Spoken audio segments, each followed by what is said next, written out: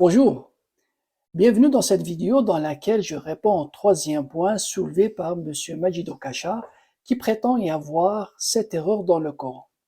Cette fois, il s'agit d'une question relative au libre arbitre.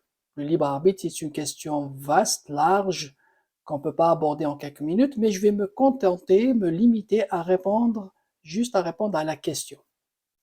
Selon M. Okacha, il y a une contradiction encore dans le Coran, où dans un verset, Dieu nous dit, en parlant des gens, qu'ont-ils à ne pas croire, c'est-à-dire pourquoi les gens ne croient pas malgré toutes les preuves qu'il y a. D'autre part, il y a un verset ou deux autres versets où Dieu nous dit qu'aucune âme, aucune personne ne peut croire que si Dieu veut l'autoriser à croire.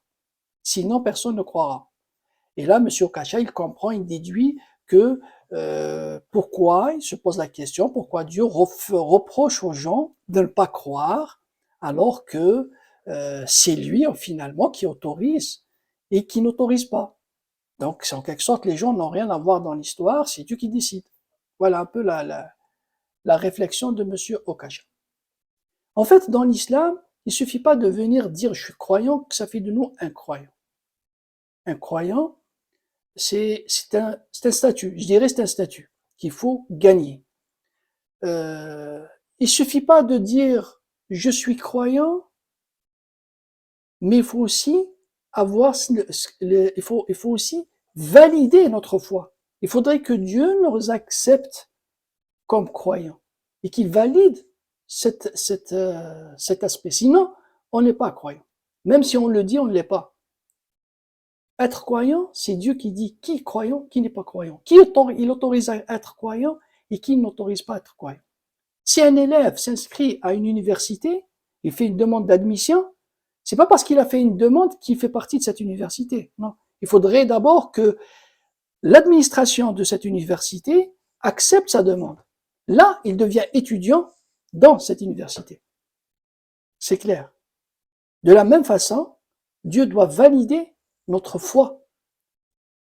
Et tout comme l'université ou l'administration de cette université étudie le dossier académique de cet élève pour dire oui ou non, donc cet élève, il peut pas dire s'il a été refusé que c'est l'université qui m'a pas autorisé. Non, c'est ton dossier académique qui t'a pas permis d'accéder à l'université. C'est pas l'université qui t'a interdit.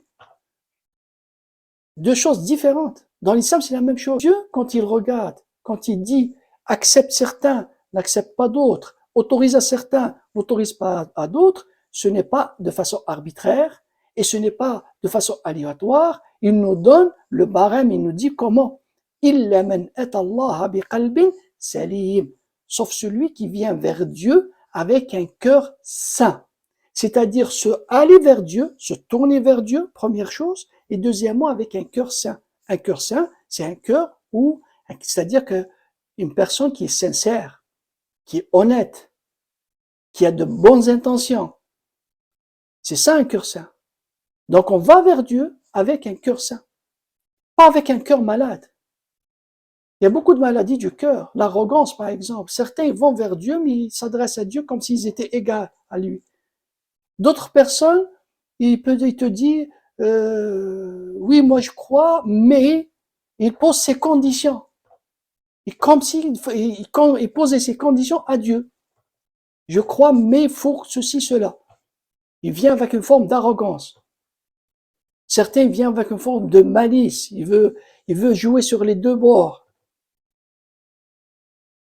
Tout ça, Dieu n'accepte pas. Tout ça, maximum, ça fait de nous des hypocrites. Au maximum, ça fait pas de nous des croyants. Ça ne marche pas. Ça ne marche pas de cette façon. Dieu, il accepte les gens qui sont purs intérieurement, propres, très bien intentionnés, qui ne jouent pas les malins avec Dieu, qui n'essaient pas de tromper Dieu, qui ne sont pas arrogants envers Dieu, ni envers les autres d'ailleurs. Là, on a déjà rassemblé en quelque sorte les ingrédients, les premiers ingrédients pour être un croyant, pour se faire accepter.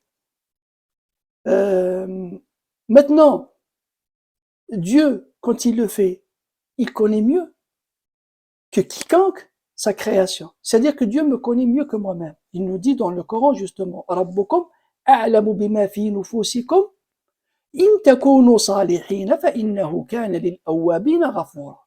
Dieu vous connaît mieux que vous-même ce qu'il y a au fond de vous. Et si vous êtes des gens bien réellement, il pardonne à tous ceux qui lui obéissent, ils sont avec lui.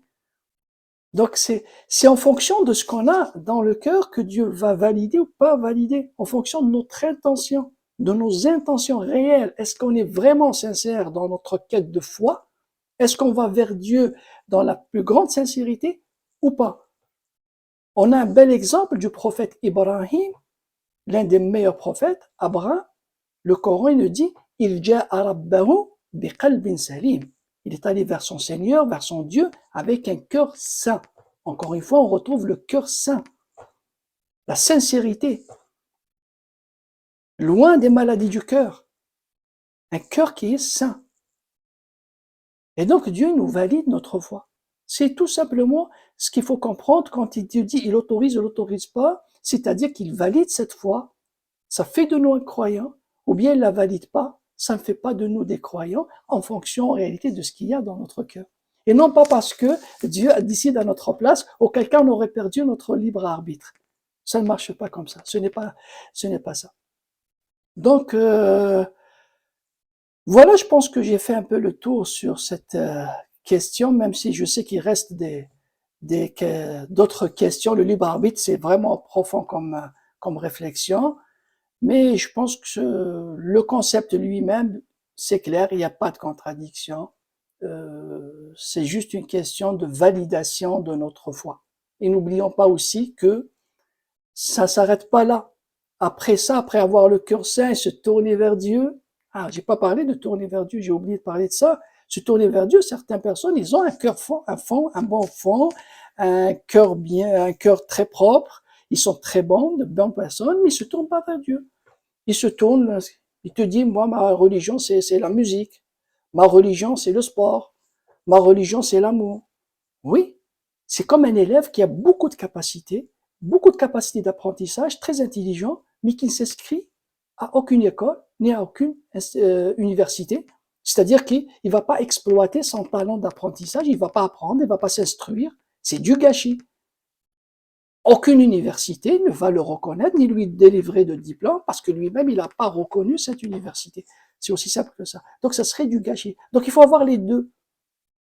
Être bien intentionné et se tourner vers Dieu pour être un croyant. Et ce n'est pas fini parce que les actions doivent suivre.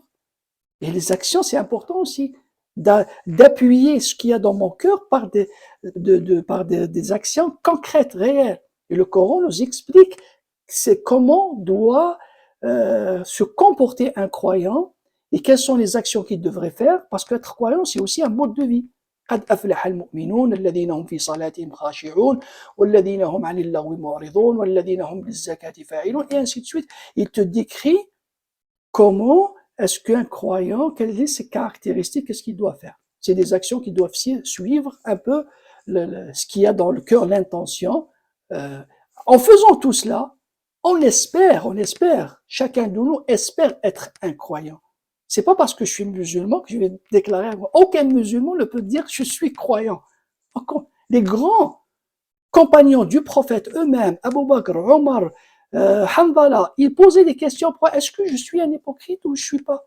Quand ils voyaient des choses qui correspondent pas à un comportement d'un croyant, eh ben, ils vont demander au prophète. Hanbala, il a demandé, il a dit à Abu Bakr, il lui a dit, quand je suis avec le prophète, je sens que j'ai une grande foi, je suis au top, mais quand je suis seul, au quotidien dans ma vie, je m'oublie. Donc, je deviens hypocrite en réalité. Et Abu Bakr, le premier calife après le prophète alayhi salatu salam, il lui dit, moi je suis dans cette situation, donc on est hypocrite, on va voir le prophète. Ils sont allés lui demander, est-ce qu'on est des prophètes? Est-ce qu'on est des hypocrites en pensant comme ça? Le prophète, il leur a dit non, c'est des heures. On peut pas rester au top comme ça. On est des humains, on s'oublie, on va dans la vie, mais il faut faire attention, ne pas s'égarer, il faut toujours rester. Donc, il les a conseillés comme ça. Omar ibn Khattab aussi, le deuxième calife. Pas mal de fois, il pose la question à Hudayfa, l'histoire est connue, est-ce que je fais partie des hypocrites? Personne ne peut dire je suis croyant. On fait tout pour être classé, pour avoir ce statut de croyant auprès de Dieu. On fait tout ce qu'on peut. Mais personne ne peut dire que j'ai gagné. Personne. On continue les efforts jusqu'à la mort. C'est pour ça qu'on continue les efforts jusqu'à la mort en espérant qu'un jour, Dieu puisse nous inscrire chez lui comme étant des croyants. Ça marche comme ça dans l'islam. Il y a beaucoup d'autres choses qu'on pourrait raconter, mais il n'y a aucune contradiction, Monsieur Okacha. Merci de votre écoute et à la prochaine vidéo, 5e point, je crois. Bye.